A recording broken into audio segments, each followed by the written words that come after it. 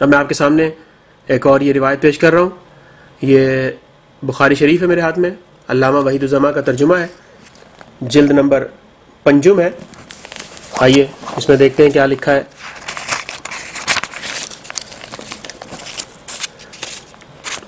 یہ دیکھیے پارہ نمبر 14 صفحہ نمبر 91 کتاب المناقب. آئیے اس میں پڑھتے ہیں. حدیث نمبر 110. ہم سے عمر بن عباس نے بیان کیا، کہا ہم سے محمد بن جعفر نے، کہا ہم سے شعبہ نے، انہوں نے ابو التیاح سے، کہا ہم نے حمران بن ابان سے، سنا انہوں نے معاویہ سے. انہوں نے کہا تم وہ نماز پڑھتے ہو کہ ہم لوگ آن حضرت صلی اللہ علیہ وآلہ وسلم کی صحبت میں رہے مگر آپ کو پڑھتے نہ دیکھا، بلکہ آپ نے اس سے منع کیا، یعنی عصر کے بعد 2 رکعتیں سنت کی پڑھنے سے.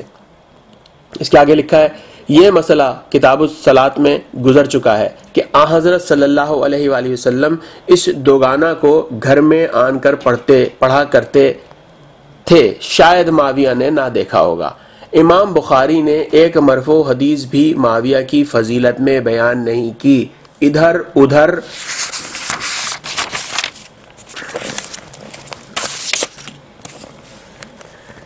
کہ یہ پارہ نمبر 14 صفحہ نمبر 92 کتاب المناقب، ادھر ادھر کے تذکرے کر دیے. امام نسائی نے ایک خاص کتاب خصائص کبریٰ جناب علی علیہ السلام کے فضائل میں مرتب کی تو خارجیوں نے ان پر بلوا کیا اور کہا کہ معاویہ کی فضیلت میں بھی تم نے کوئی کتاب لکھی ہے؟ انہوں نے کہا ان کی فضیلت کہاں سے آئی، یا ان کی فضیلت میں تو کوئی حدیث صحیح نہیں ہوئی، البتہ ایک حدیث یہ ہے کہ اللہ ان کا پیٹ نہ بھرے. اس پر ان خارجی مردودوں نے امام نسائی کو گھونسوں اور لاتوں سے شہید کر ڈالا. اب یہاں پر یہ لفظ خارجی کا لکھا ہوا ہے.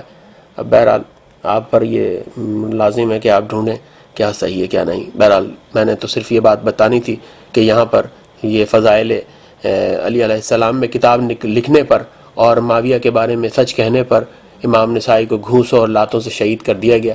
تو اب یہ تو بہرحال آپ تمام پر تحقیق لازم ہے کہ آپ سوچیں اور سمجھیں اور پڑھیں آگے مزید. تاریخ طبری، پھر وہی کتاب خلافت بغداد کا دور انحطاط، یہ 232 ہجری سے 252 ہجری تک کا واقعات ہیں. اس میں جلد نمبر 9 اور 10 میرے سامنے ہیں، 9 اور 10. آئیے اس کا صفحہ کھولتے ہیں.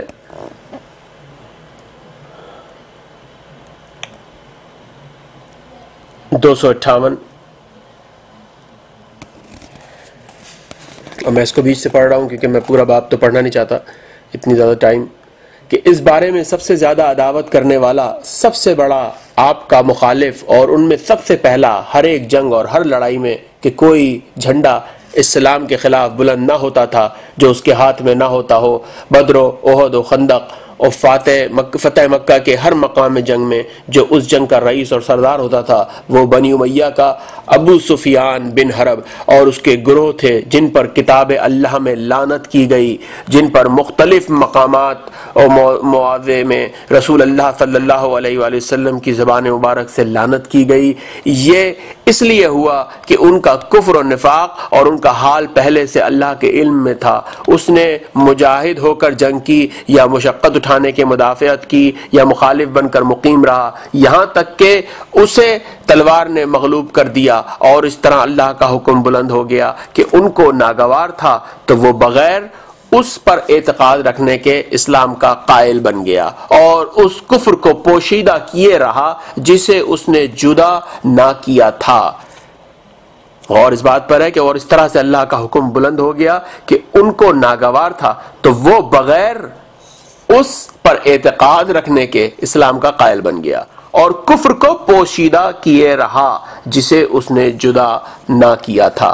رسول اللہ صلی اللہ علیہ وآلہ وسلم اور مسلمانوں نے اسے پہچان لیا، اسے مؤلفۃ القلوب کے لقب سے ممتاز کر دیا اور اسے اور اس کے بیٹے کو باوجود اس کا علم رکھنے کے قبول کر لیا ان آیات میں سے جن میں اللہ نے اپنے رسول کی زبان سے ان پر لعنت کی اور اس کے متعلق قرآن نازل کیا یہ ہے، اور وہ درخت جس پر قرآن میں لعنت کی گئی ہے، اور ہم انہیں ڈراتے ہیں مگر ان میں سوائے زبردست سرکشی کے اور کچھ نہیں بڑھتا۔ کسی کے درمیان اختلاف نہیں کہ اس سے اللہ کی مراد بنی امیہ ہیں، انہی میں سے رسول اللہ صلی اللہ علیہ وسلم کا اس حالت کے متعلق ارشاد ہے جبکہ وہ ایک گدھے پر سوار آ رہا تھا۔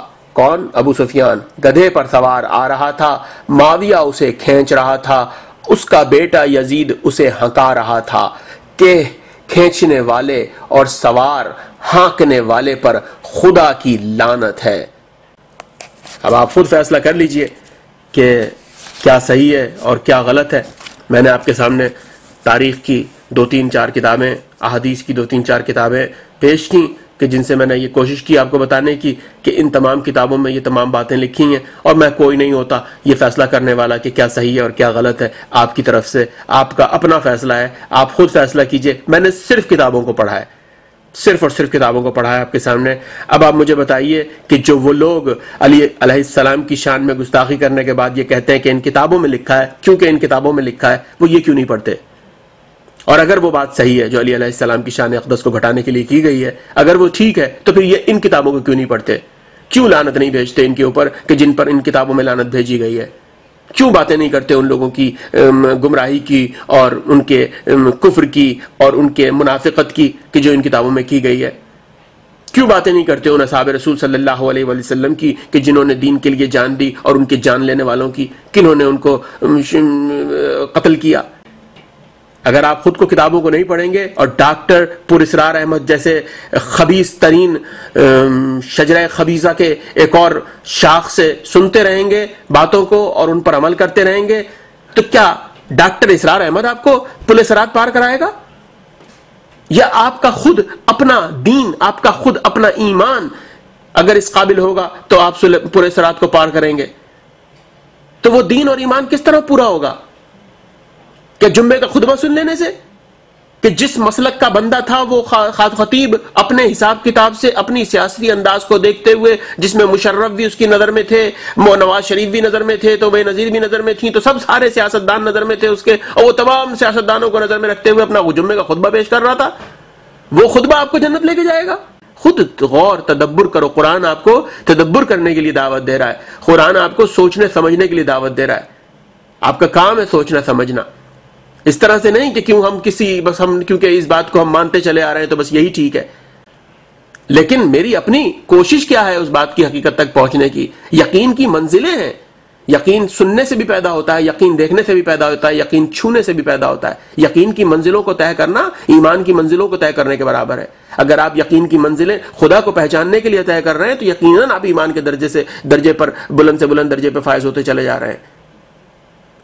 یہ آپ پر فرض ہے۔ صرف ایک عالم سے، کسی مولوی سے پوچھ لیا، اس نے کہہ دیا نہیں۔ اب آپ ایک فرض کیجئے، ایک چھوٹا سا جملہ پیش کر رہا ہوں میں آپ کے سامنے، کہ آپ کسی ایک ایسے مسلک کے مولوی کے پاس چلے جائیں کہ آپ اس کا سوال لے کر کہ جو اس مسلک کے خلاف ہو، فرض کر لیجئے۔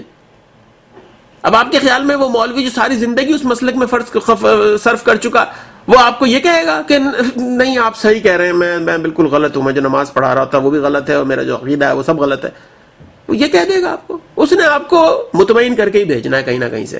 یہ کتابیں اللہ کے رسول کی طرف سے لکھی ہوئی کتابیں نہیں ہیں، یہ کتابیں اللہ کی طرف سے لکھی ہوئی کتابیں نہیں ہیں، یہ کتابیں فرشتوں نے نازل نہیں کی، یہ کتابیں انسانوں نے لکھی ہیں، چاہے وہ کسی مسلک کی ہوں۔ آپ پر اور مجھ پر فرض ہے کہ ان کتابوں کو قرآن کی روشنی میں پرکھیں اور سمجھنے کی کوشش کریں۔ تیسری اور چوتھی ویڈیو کو دیکھیے جس میں رسول اللہ صلی اللہ علیہ وسلم کی شان اقدس کو گھٹایا گیا۔ کیا وہ تمام باتیں قرآن سے میچ کرتی ہیں رسول اللہ کے بارے میں؟ بہرحال خدا آپ تمام کو توفیقات میں اضافہ فرمائے۔ اگر میری بات سے اتفاق کرتے ہو تو میرے حق میں بھی دعا کیجیے گا۔ والسلام۔